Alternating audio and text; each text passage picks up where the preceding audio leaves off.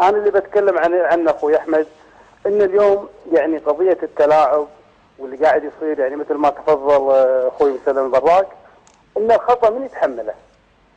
اليوم الشعب الكويتي في الانتخابات القادمه نفترض ان من يعطينا امان ان الحكومه راح تقع بنفس المشكله.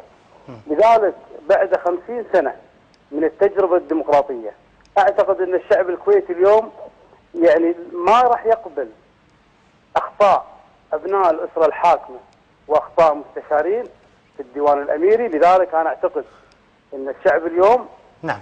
بعد هذا الحكم سوف تتغير مطالبه. هذه وجهة نظرك تبقى دكتور، يعني الخاصة، ربما أنت تتحمل يعني وجهة نظرك وما تقول، لكن أنا أعتقد هي وجهة نظر عامة لديك فيها ما تقول، لكن أنا أعتقد كانت إجابة الدكتور محمد فيلي واضحة جدا بخصوص ما سألت يعني. نعم تسمح لي أخوي أحمد؟ تفضل. أنا أتحمل ما أقول. اليوم إذا احنا نبي نحترم عقول الشعب الكويتي بعد 50 سنة من الديمقراطية يجب أن نتكلم بصوت واضح.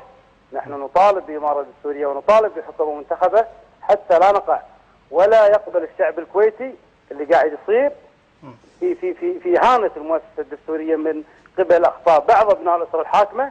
أعتقد أن اليوم إذا كنا صادقين مع أبناء الشعب الكويتي سنتحدث بصوت عالي أن المطلب الحالي هو إمارة دستورية وحكومة منتخبة.